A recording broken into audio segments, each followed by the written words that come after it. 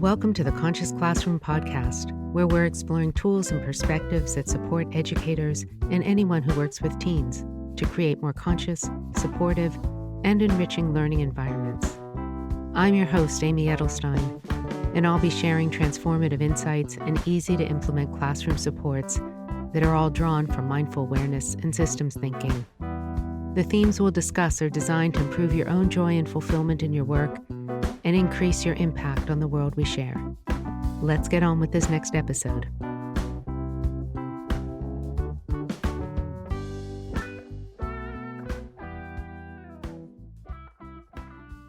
Hello, and welcome to the Conscious Classroom webinar. My name is Amy Edelstein. This is a month that many of us in education have been waiting for, the end of the school year and summer break. Today, we're going to talk about how to end the year consciously, both for ourselves and for our students, how to absorb the lessons we've learned from the year so that they nourish and revitalize us, how to let go unfinished business, areas where we had challenges, so that we can really rest over the summer, rest and rejuvenate, allow ourselves to open up different parts of our being so that we become more creative, more well-rounded human beings, and so that we're ready for our classrooms and our students next year. Usually when we get to the end of this school year, we forget to ask ourselves questions about how to relate to the year in order to bring greater meaning to that which we've dedicated ourselves to for the last 9 or 10 months. You've given yourself practically and emotionally, passionately and idealistically. Sometimes you've had to drag yourself into the classroom with a winter cold or a sleepless night, and you did it because that's what teachers do. Teachers really go above and beyond the call of duty in order to be there for our students day in and day out.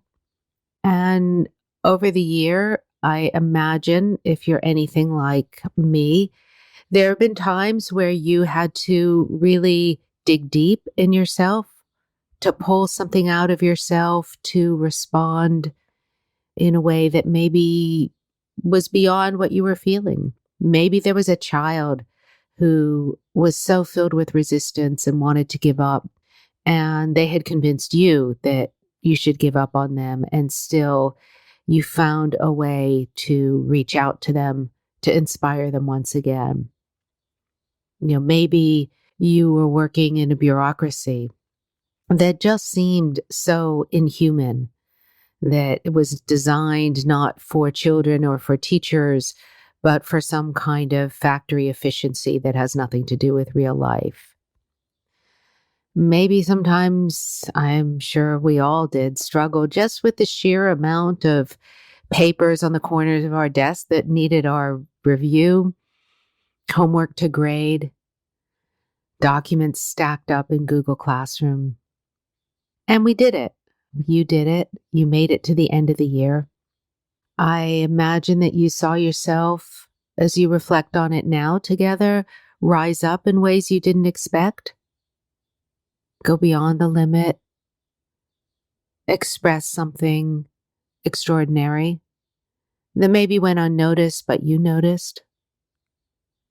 And maybe also you saw yourself fall short of what you wished you could have given or done, fallen short of how present you wanted to be, or how much you wanted to give or accomplish. In this part of today's webinar, I'd like you to put your attention on what was fulfilling before the significance of these fulfilling moments washes away, like sand castles and by the summer waves. I would like you to take some time to bring in the positive moments. Even if right now you've forgotten them, let's turn our attention there and allow those positive moments to nourish yourself and your being. In a similar way, muscles store nutrients in them so that there's strength and resources there when we need to jump and run or catch, leap beyond, run for the bus, catch a train, run for the soccer ball for your child or your neighbor's child or your niece or nephew. Our emotional being also stores nutrients from the positive moments we experience. And our emotional being holds those resources so that when we need strength, we have emotional and inner strength to respond to more challenging circumstances. Or for the summer, using those strengths to renew and rejuvenate ourselves after the long school year. These are resources we want to be storing all throughout the year, but especially now at the end of the year. Reach for a pen and a piece of paper or open up a new document on your device. And let's take these next few moments to reflect on those positive situations that happened, those positive experiences, whether they were large or small. So when you have your paper or your blank document, write down the first 5 funny, quirky, endearing, surprising memories from this school year that come to mind. Even if they're small compared to some of your frustrations or worries, find them. They're there. Put your attention on them.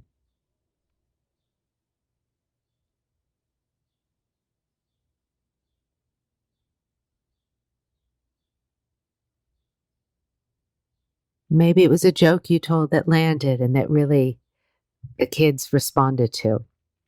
Maybe it was a child's breakthrough and a good grade that they weren't expecting.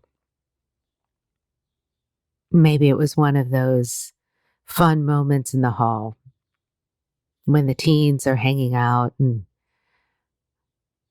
allow you to join in with their fun. Or maybe it's a touching moment where you shared some important mentoring advice. Maybe it was a breakthrough with your principal or superintendent. But remember those fun moments, the positive moments of the year. And as you write down your memory, really recall how you felt. What were the emotions? What was the environment? What was the temperature? What was the sensation? As you think about those moments, you might find yourself smiling again. You can let that happen. You might feel moved or warm in your heart. Notice how that warmth can spread, relaxing your whole nervous system. You might feel a little lightness of being and let your shoulders drop and your spine lengthen. Feel a little weightlessness. Over the next couple weeks, while this school year is still fresh in your mind, make some new notes. You can focus on one experience. See how many small details you can recall about it. Again, notice the light in the room at the time. The quality of a student's voice. The words said or not said. Quirky exchanges, dance moves. Little insights you had. Little breakthroughs of care.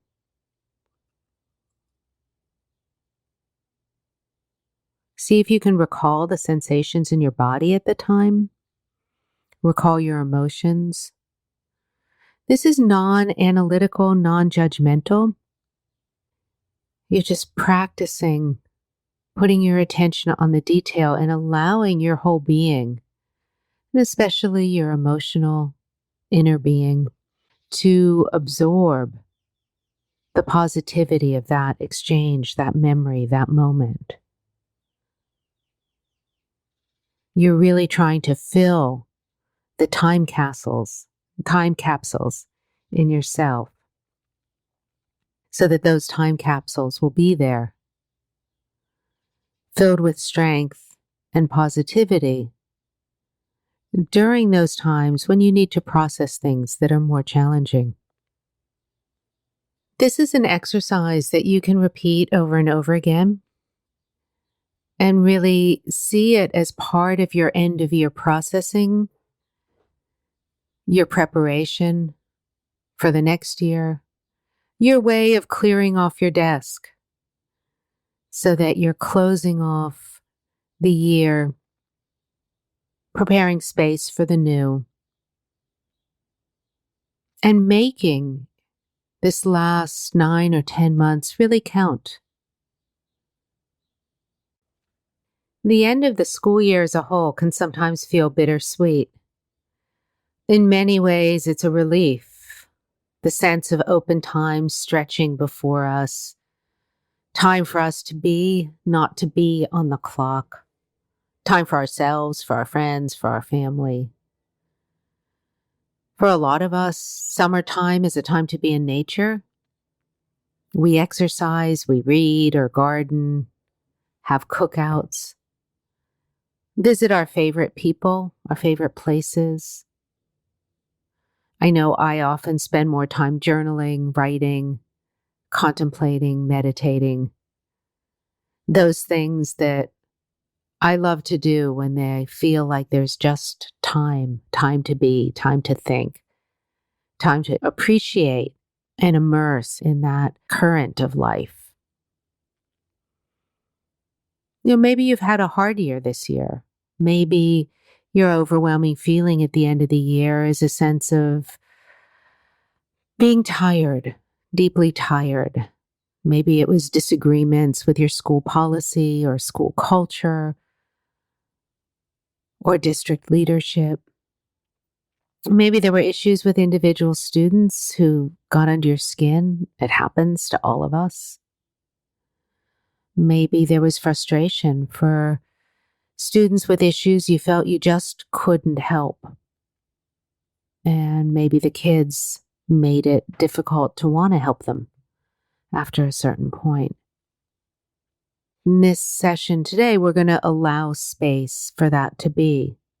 Those are real experiences. They're common experiences. We want to deepen our understanding of our own self-center and how to fuel our inner strength for our own outer stability, just as we try to fuel our students' inner strength for their outer stability. As we move into the summertime and out of the classroom and the day-to-day relentless schedule, the way we allow ourselves to process and let go of these experiences, the way we integrate understanding into ourselves, the way we allow ourselves to grow through them, is all important to our own well-being. It's also very important to the quality of our teaching as we move forward. We invested so much in learning how to teach and developing our teaching style.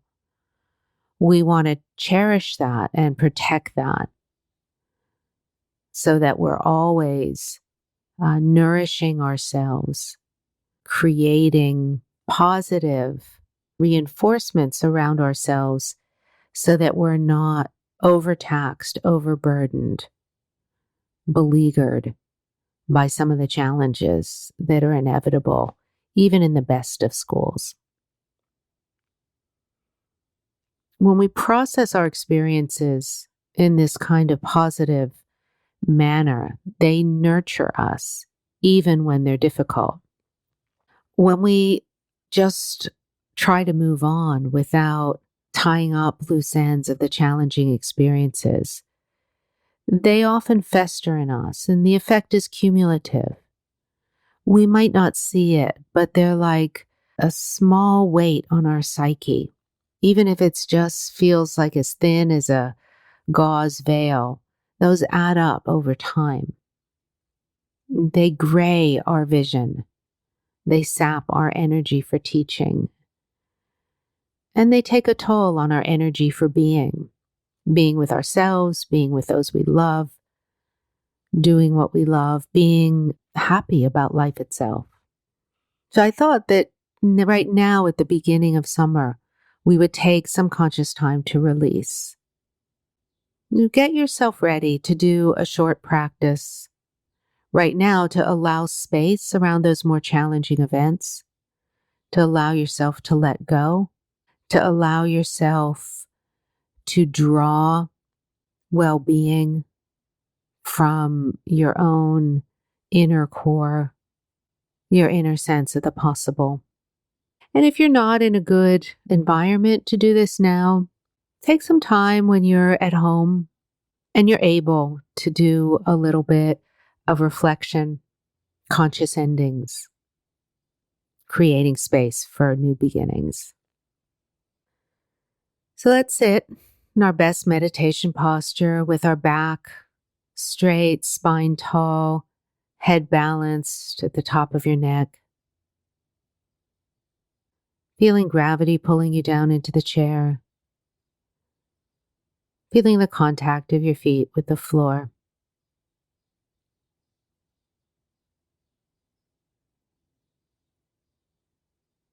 Notice your inhalation and exhalation.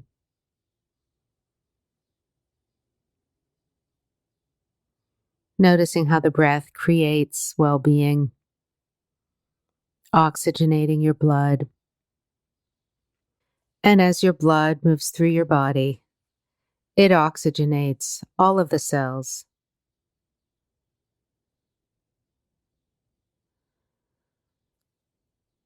Let your body be alert, awake, and relaxed.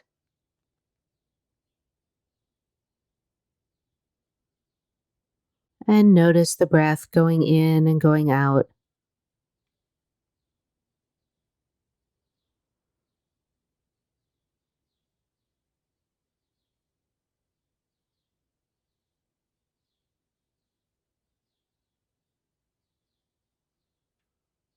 Now, without going into the details of whichever story, memory, incident are still weighing on your mind, notice as you sit still and quietly any discomfort,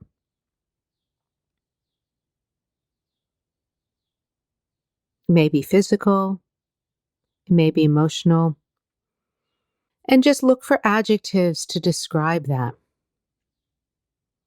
Queasy, sleepy, heavy, angry, sharp, sour, bitter feelings, fearful feelings, defeated feelings, tightness in the stomach, in the shoulders, in the head.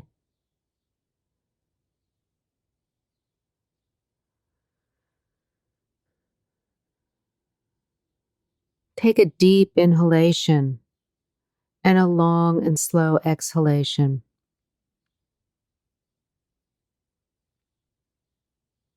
At your own pace, take a few deep inhalations and exhalations.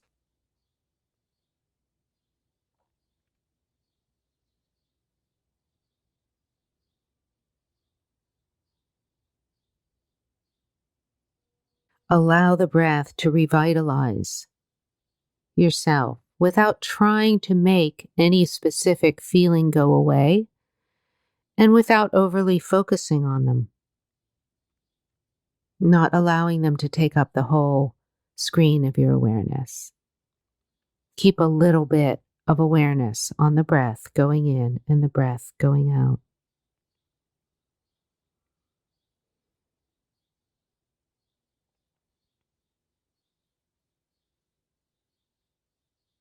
And now imagine that the breath, as you exhale, carries out with it all the toxins stored up in your body. The toxins from cortisol, the stress hormone. The toxins from emotional fatigue and burnout. Let all of those release out of your body with the exhalation.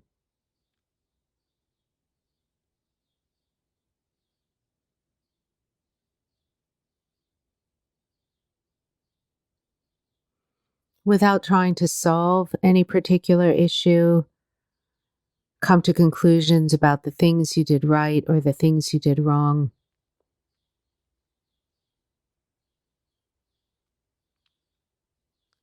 Let your body and mind release those feelings for now.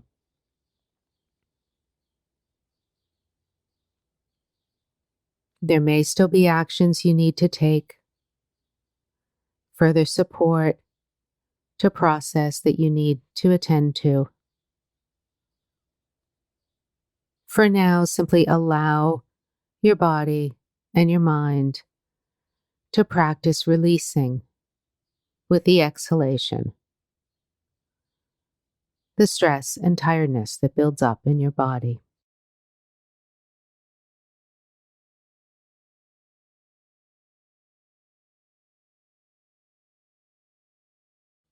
Now allow yourself to rest in open awareness.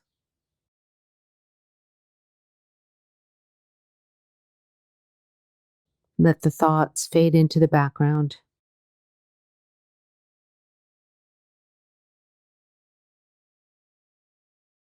Let the vibrancy and mystery of awareness come into the foreground of your attention.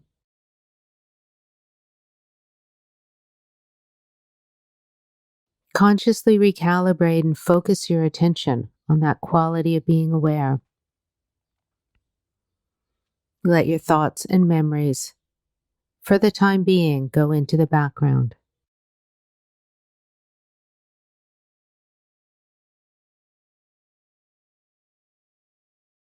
Those thoughts and memories and issues are like stars and planets in the night sky. They're still there, but you can put your attention on the space, on the sky, removing your attention from those planets and stars, those issues, no matter how big they may be, no matter how hot they may be. So keep focusing on that space, letting yourself rest. Let the tension in your shoulders melt. Let your stomach soften. Let your diaphragm relax. Let your breath deepen.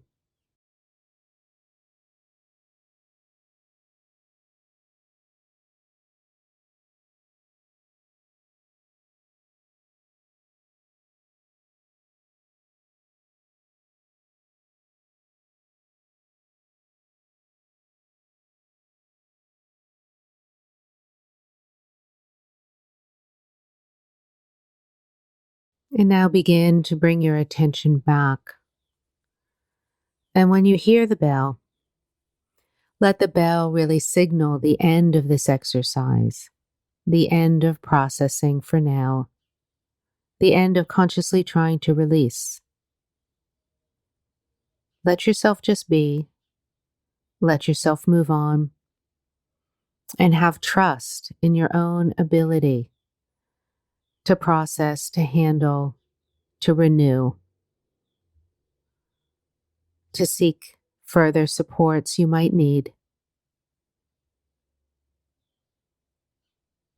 and to fully and consciously move on into enjoyment, into the summer, trusting that you will process what you need to process, you will learn what you need to learn, and you're able to let go without dwelling or ruminating on anything that happened during this year.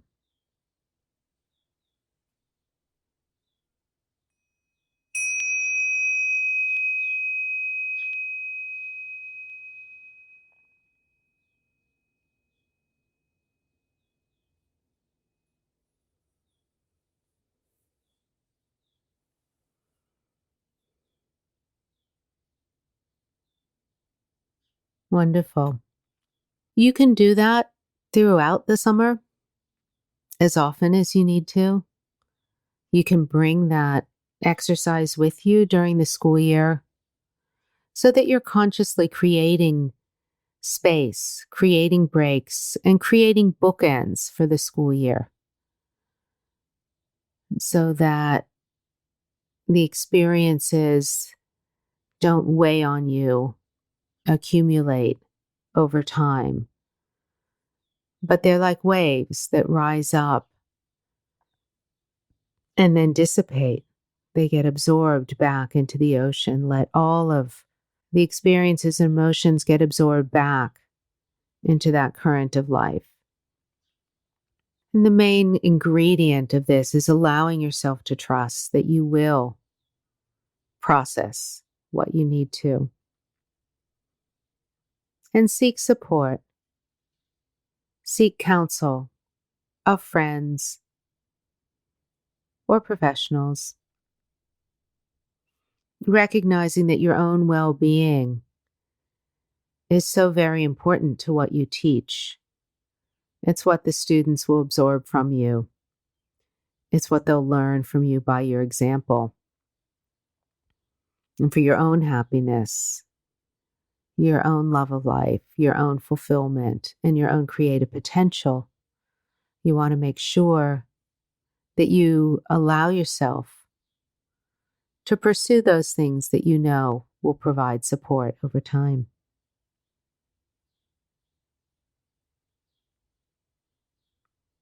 In the summer, really give yourself to what you're passionate about, what you love to do, without excuse, without justification. And if you find that you are not quite sure what you're passionate about, start with little things that you like. You like to go for a walk. You like to sit in the garden. You like to listen to the morning birds. You like to watch the sunset. You like the coolness of the evening air. You like to visit friends and family. You like to be with your pets. Maybe you like to write or journal or write poetry or create art or read. Let yourself enjoy and really pursue that which you love. Now, if you're still in school, you can bring this in a student appropriate way to the conscious endings of the year. Have students, one of their final exercises, write an essay about their wins of the year. Or maybe you can ask them to write about their smallest win, their smallest victory, so there's no competition in the room. Maybe they asked someone they liked out on a date. Maybe they forgave a friend who got them mad. Maybe they had the courage to change their hairstyle. Maybe they had the courage to join a club where they thought they wouldn't fit in. Let them find those small things and have them write about what they were able to do in the positive, the challenges they overcame, the resistance in themselves that they overcame, the strength that they found, the sweetness of going beyond their limitations.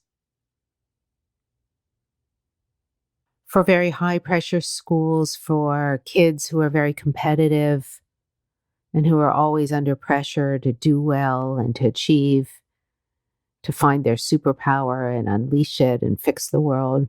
Focusing on small human contacts can be very important to them. Valuing their personhood rather than their achievements can be very important. For students who have much less confidence, who maybe come from a less academically oriented school, for those students who do excel and apply themselves, validate those experiences. Let them write about it. Let them internalize it. Let them process it. Let them create their own time-release capsules of positivity. Even your most difficult students need encouragement. And oftentimes they're that difficult because they're so hard on themselves. And they've internalized very harsh voices that have been directed at them.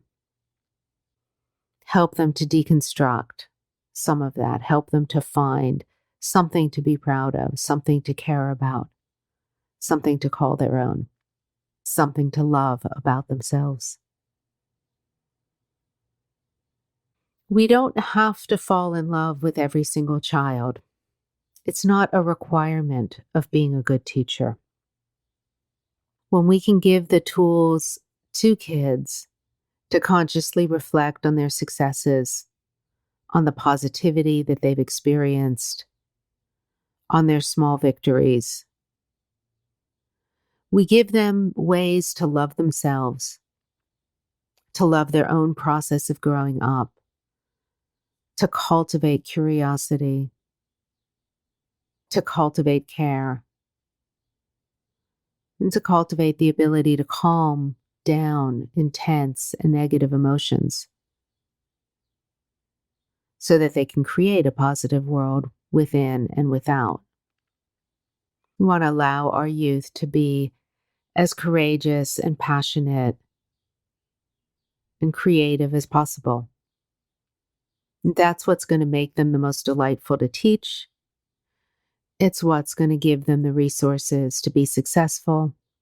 It's what's going to help them find meaning and purpose in a life and an education process that sometimes emphasizes too much on outcomes and less on quality of life.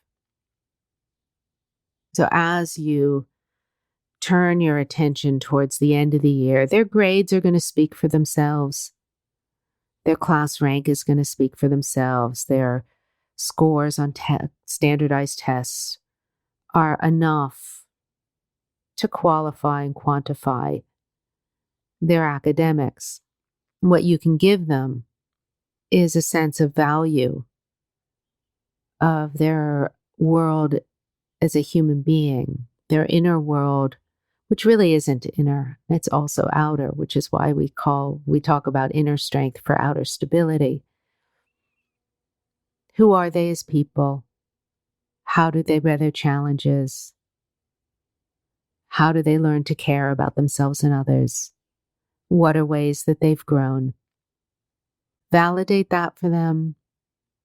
Allow them to come to completion with the school year. And then you can send them on their way for the summer.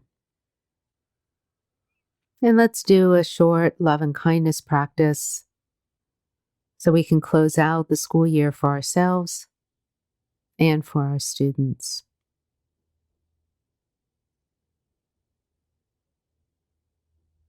Bring yourself into your meditative posture with your spine tall, relaxed but alert, untangling your limbs so that your hands are resting in your lap or on your thighs or on the desk in front of you. Your legs are uncrossed and your feet solidly planted on the floor.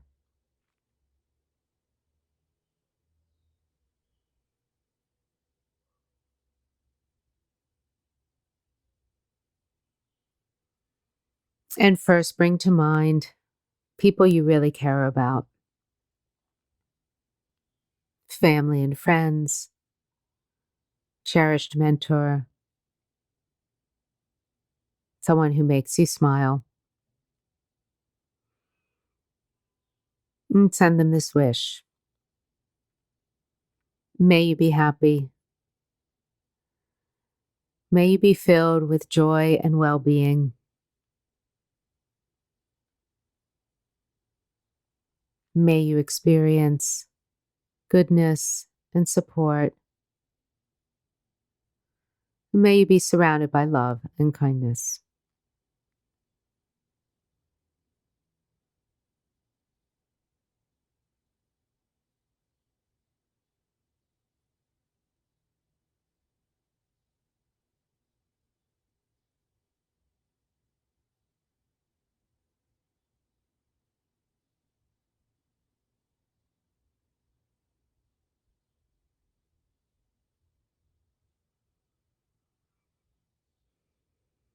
And now picture yourself and extend to yourself this wish.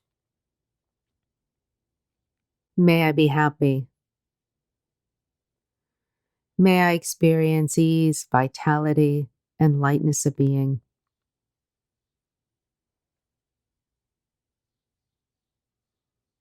May my heart expand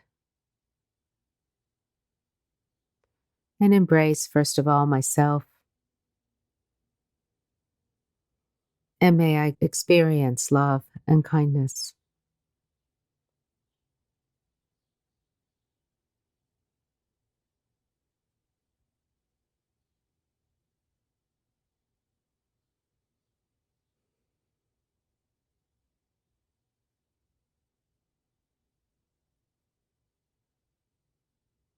And now picture all your students and send them this wish. May you be happy. May you experience the lightheartedness of youth. May you be filled with curiosity to learn. May you have fun with friends and family. And may you be safe and experience love and kindness.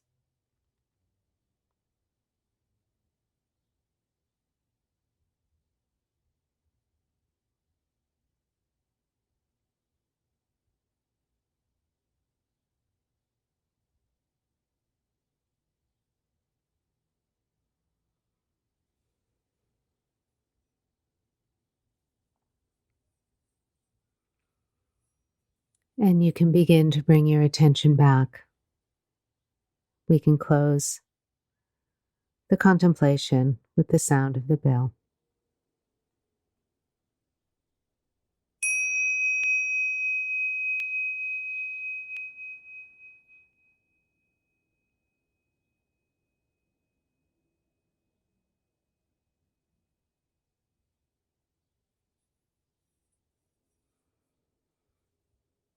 Thank you. I wish you a very good summer. There are plenty of additional resources on innerstrengthfoundation.net, and I look forward to the next installment.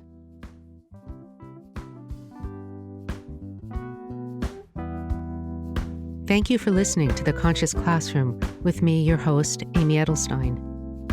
For more information and links, check out the show notes on innerstrengthfoundation.net. And if you enjoy the podcast, leave us a review or subscribe so you don't miss a single episode. See you next time.